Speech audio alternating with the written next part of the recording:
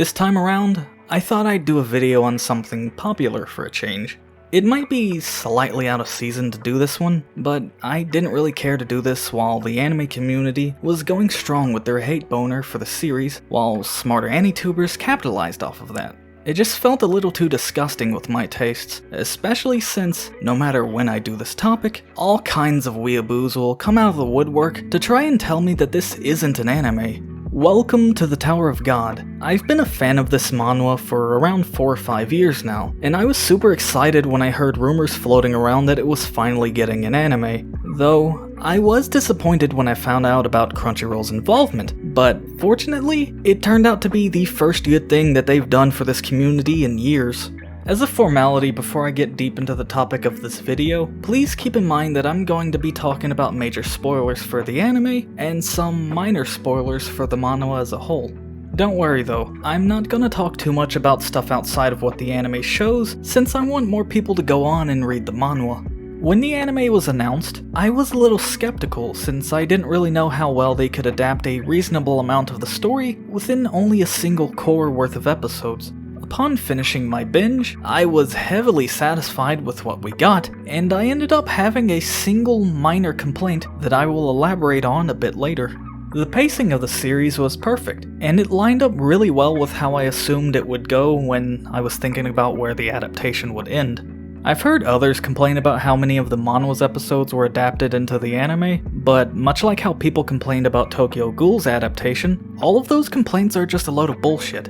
SIU's episodes might be long in manhwa format, but they don't have enough content within them to fill an episode of an anime alone. On the bright side of this, Tower of God used fewer manhwa episodes than what you'd get with your average longer series. The thing that I was ultimately worried about when it came to this adaptation was how the relationships between our main characters would end up. Tower of God is very heavily focused upon its character building, so the shorter length was where I felt it would have failed if something were to go wrong. These characters are what kept me glued to the manhwa because of how slow-paced the prologue gets at times, so I really didn't want to see the characters end up getting the short end of the stick. Bomb came out a lot better than I thought he'd be with this adaptation, and I'm really happy about that. While I was new to the manhwa, I didn't really like him a whole lot. He felt a little bland because of how he interacted with others, but as I read more, I gained a better understanding of him. One thing to note, however, is that the anime actually fixed a couple of my complaints with Bomb's interactions that were early in the manhwa.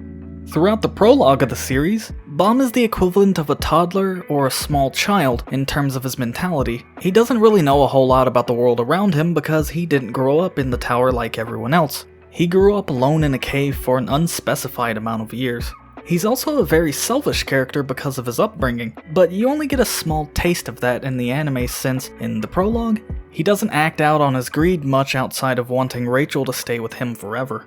While his role allows the viewer to understand the world a little better, he also meshes well with the characters that get introduced to him. His childlike innocence is something that those who climb the tower really admire, and it's part of why people found themselves inexplicably drawn to him. Kun is one of those characters and is probably the strongest example of it. He was originally just going to leave Bomb to die early on within the floor of the test, but decided against it because he found him to be interesting and was curious to see where that would take him. He's easily my favorite character because of his relationship with Bomb. Kun is a very smart character and at first, it seems a bit odd with how he tends to risk so much for someone that he barely knows. It's played off as him merely just using him at first, but when you find out that Bomb reminds Kun of his old self, the pieces start falling in place. His heart is always in the right place because he doesn't want Bomb to fall to the inevitable tragedy that he faced years ago. Frankly, the amount of anime-onlys that I've seen write Kun off as just the cool guy in the group makes me sad. He's the most complex character in the series outside of Rachel, and those that simply write him off as two-dimensional are completely ignoring his writing. Kun's translation into the adaptation was something that I never doubted. His actions in the series are always straightforward and well calculated, and because of that, it's always so endearing to see the lengths he'd go just to protect Bomb. He's selfless to a fault when it comes to Bomb, and he desperately wants to see Bomb succeed where he could not. This part of his dynamic is what makes me see him more as a doting loved one, rather than just some guy that Bomb recently met.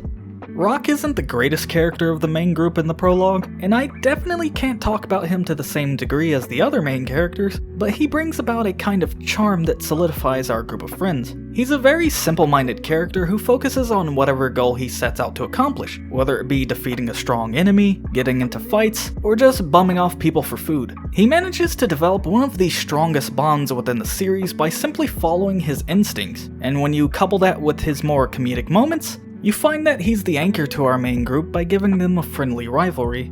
Other than that, I can't really say much on him since the prologue isn't where he shines the brightest in this story. Rock's dynamic came out more or less the same as it is within the manhwa. In fact, a few of the scenes come off as better in the anime because it seems to bring more emphasis towards his energetic personality.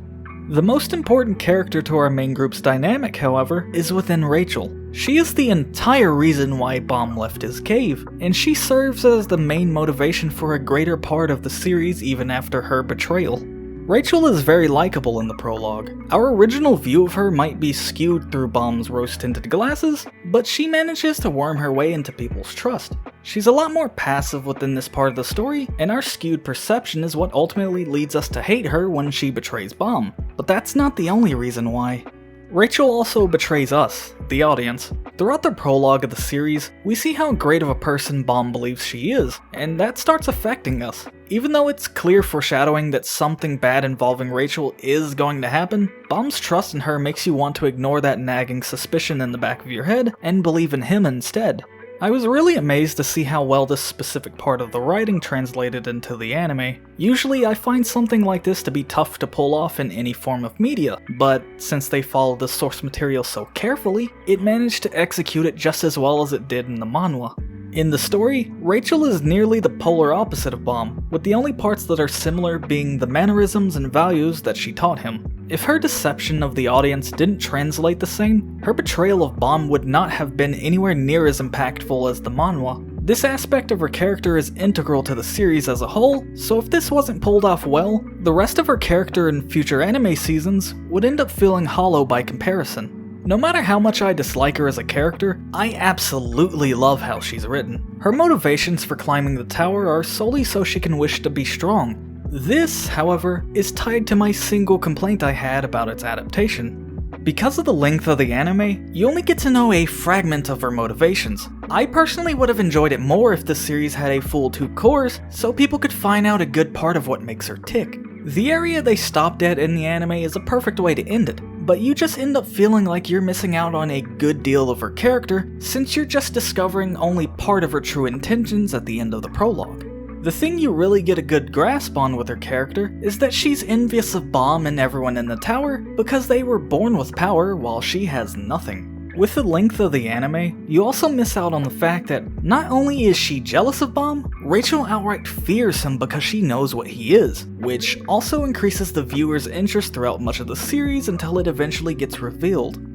There's a lot more complexity to her character that you don't really see. The anime leaves you with a couple of questions, which is fine if you are already a fan of the manhwa, but when you're only a viewer, it might affect how you view the series as a whole. Those next 12 or 13 episodes would have been amazing, because the next part of the series not only lets you get to know more about Rachel as a character, but it gives you ample time to get to know the rest of Bomb's party. I really love this adaptation. As someone that's been reading it for several years now, I fully enjoyed watching one of my favorite stories in action. This is one series I desperately need to see get adapted until the end. Also, remember to just completely ignore people that say the anime cut content, because it didn't. At all. The stuff that people are saying was cut is present in the adaptation, but they're saying it was cut because the sense of time in the early manhwa is really warped because of the episode structure.